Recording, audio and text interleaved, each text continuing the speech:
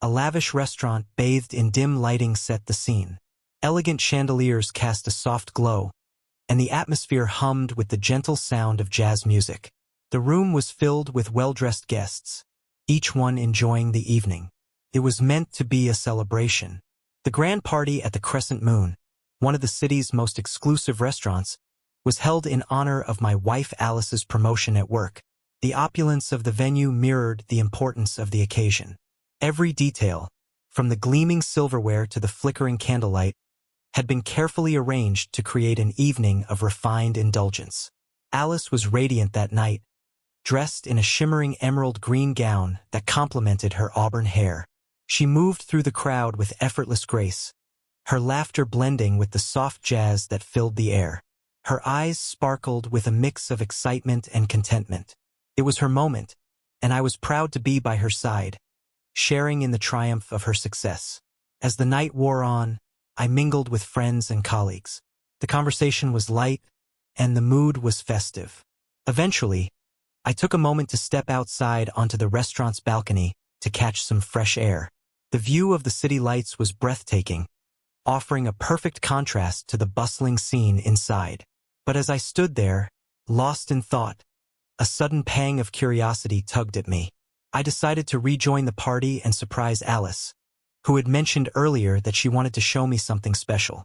Little did I know, this decision would lead me to a revelation that would shatter the illusion of our perfect evening. When I re-entered the restaurant, the atmosphere felt different. The noise level had increased, and there was an undercurrent of excitement that hadn't been there before.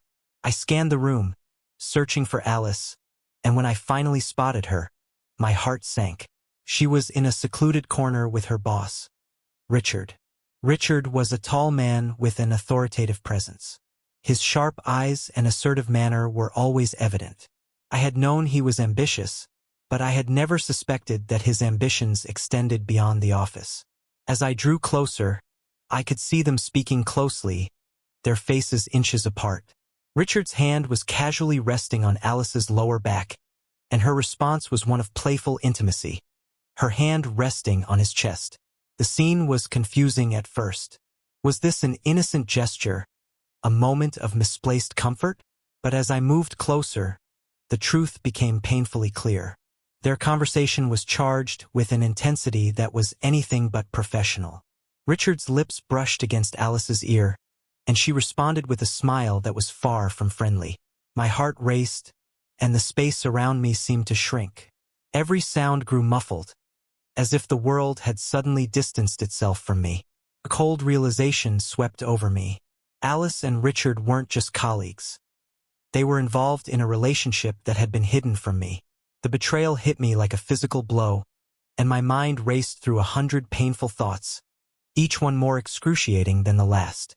A surge of anger surged through me, a primal urge to confront them.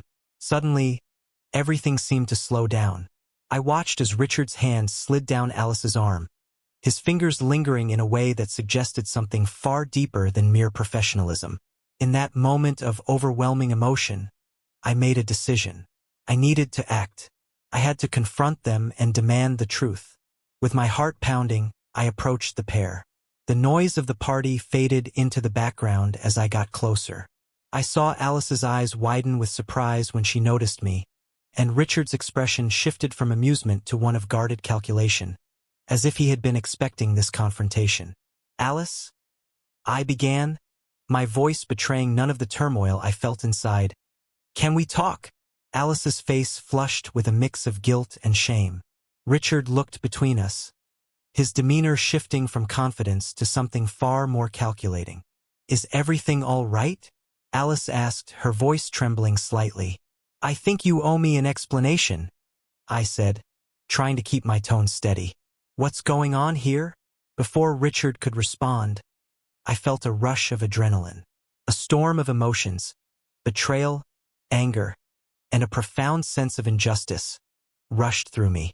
In a moment of reckless fury, I acted.